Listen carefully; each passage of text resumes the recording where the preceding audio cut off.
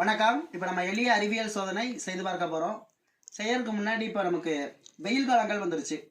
வெயில் காலங்கள் வந்துருச்சு அப்படின்னா நம்ம நிழலுக்காக கூரைகள் அமைப்பது உண்டு. வீட்டுக்கு முன்புறமோ இல்லை தனிப்பட்ட முறையிலையோ கூரைகள் அமைப்பது உண்டு. இந்த கூரைகள் வந்து பார்த்தீங்க அப்படின்னா பெரும்பாலும் நம்ம ஹாஸ்பிட்டல் சீட்லேயே அமைச்சுக்கொள்கிறோம்.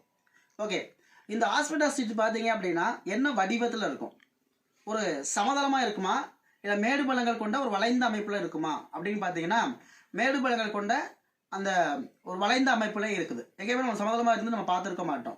ஓகே, இந்த ஆஸ்பெட்டாஸ் சீட் ஏன் வந்து மேடு பள்ளங்களாக வளைந்து இருக்குது அப்படிங்கிறத இப்போ நம்ம வந்து ஒரு சின்ன சோதனை மூலமாக செய்து தெரிஞ்சுக்க போகிறோம். இந்த சோதனையுடைய பெயர் ஆஸ்பெட்டாஸில் மறைந்திருக்கும் அறிவியல். இதான் இந்த சோதனையுடைய பெயர்.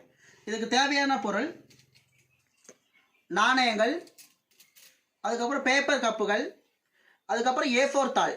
அந்த A4 தாளை என்ன செய்யணும் அப்படின்னா அகல வாக்குல சரிபாதியாக கட் பண்ணி எடுத்துக்கணும். கட் பண்ணி எடுத்துட்டு ஒரு பகுதியை அப்படியே வச்சிடறோம்.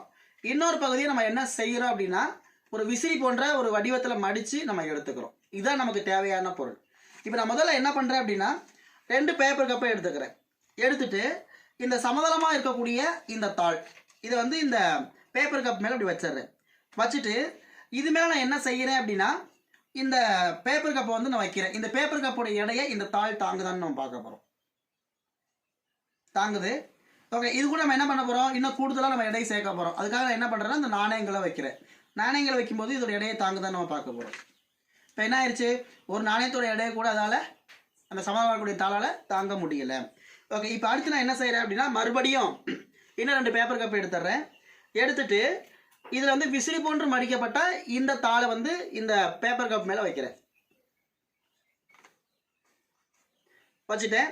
இப்போ இது மேலே என்ன பண்ணுறேன் அப்படின்னா இந்த பேப்பர் கப்பை வைக்கிறேன். இந்த பேப்பர் கப்போட எடையை இது தாங்க முடியுதான்னு நம்ம பார்ப்போம். பாருங்கள், பேப்பர் கப்போட எடையை தாங்குது. இது கூட இன்னும் கொஞ்சம் நாணயம் சேர்த்து பார்ப்போம், அதோட எடையும் தாங்குதான்னு நம்ம பார்ப்போம். பாருங்கள், இப்போ நாணயத்தோட எடையை தாங்குது. ஆனால் இங்கே பார்க்கும்போது ஒரு நாணயத்தை வைக்கும்போதே சாஞ்சு கீழே விழுந்துருச்சு. இப்போ அடுத்து இன்னும் கொஞ்சம் கூடுதலாக நம்ம நாணயங்கள் வச்சு பார்ப்போம். இப்பவும் பாருங்கள், இதோட எடையை தாங்குது. அதே A4 தாள் தான், ஆனால் சமதளமாக இருக்கும் பொழுது ஒரு நாணயத்தோட எடையை கூட அதில் தாங்க முடியும். ஆனால் இப்போ நம்ம 2 நாணயங்கள் வச்சுட்டோம். இப்போ இன்னும் நம்ம நாணயம் வச்சு பார்ப்போம், தாங்குதுன்னு நம்ம பார்ப்போம். 3வது நாணயம் வச்சுட்டோம், அப்பவும் அது இடையே தாங்குது. 4வது ஒரு நாணயம் வைக்கிறோம், அப்பவும் அது தாங்குது. 5வது ஒரு நாணயம் வைக்கிறோம், அப்பவும் அது தாங்குதான்னு பார்ப்போம். தாங்குது. இப்போ இருக்கிற மீதி கூடிய ஒரு நாணயத்தை வச்சிடறேன். இப்போ இதோட இடையும் தாங்குது. பாருங்கள், எவ்வளோ நாணயத்தோட இடையே தாங்குது பாருங்கள். ஒரே A4 தாள் தான், ஆனால் அதோட வடிவங்கள் மாறுபடும் பொழுது இது வந்து சமதளமாக இருக்கும்போது அது இடையே தாங்க முடியும். குறைவான இடையை கூட அதில் தாங்க முடியல. இப்போ அதிக இடையே தாங்கியிருக்கு. இதே போல தான் நமக்கு முன்னாடியே சொல்லியிருந்தேன், ஆஸ்பெட்டாஸ் சீட் என்ன வடிவத்தில் இருக்கும், மேடு பள்ளங்கள் கொண்ட வளைந்த அமைப்புல இருக்குது. அதே மாதிரி தான் இந்த கிட்டத்தட்ட அதே அமைப்புல தான் இந்த விசிறி போன்று மடிக்கப்பட்ட தாளும் இருக்குது. அதோட இடையே தாங்குதா? ஓகே, இப்போ இது வந்து ஏன் இந்த சமதளமாக இருக்கக்கூடிய தாள் வந்து ஏன் இந்த பேப்பர் கப்புடைய இடையே தாங்க முடியல அப்படின்னா இந்த கப்பு வந்து இந்த தாள் மேலே கொடுக்கக்கூடிய அழுத்தம் தான் காரணம். ஓகேவா?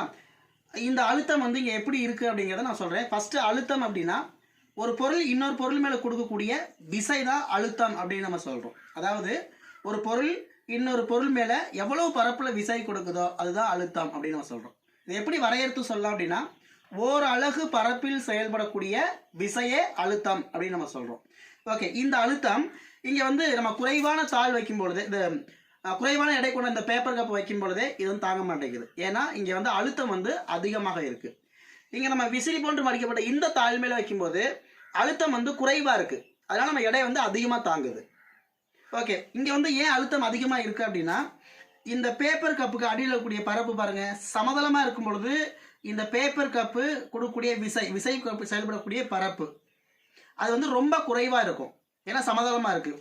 இந்த பேப்பர் கப்பு இங்கே வைக்கும் பொழுது இந்த பேப்பர் கப்புக்கு அடியில் இருக்கக்கூடிய பரப்பு, அதாவது பேப்பர் கப்பு இந்த தாழ் மேலே கொடுக்கக்கூடிய விசையின் பரப்பு, விசை எவ்வளோ பரப்பில் கொடுக்குதோ அந்த பரப்பு வந்து இங்கே அதிகமாக இருக்குது.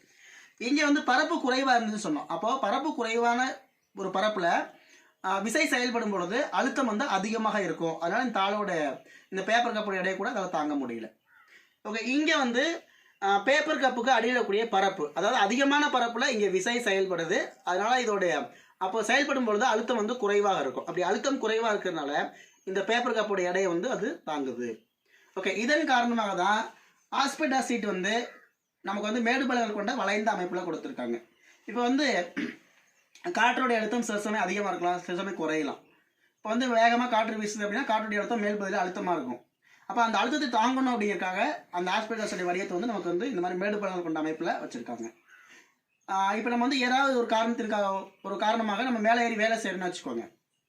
நம்மளோட எடையை கூட அது தாங்குது. ஆஸ்பெட்டாஸ் உடையாமல் நம்மளோட எடையை கூட தாங்குது. காரணம் நம்ம விசை செயல்படக்கூடிய பரப்பு வந்து கூடுதலாக இருக்கும். அப்போது அழுத்தம் வந்து குறைவாக இருக்கும். அப்போ அழுத்தம் குறைவாக இருக்கிறனால நம்மளோட எடையை வந்து அது தாங்குது.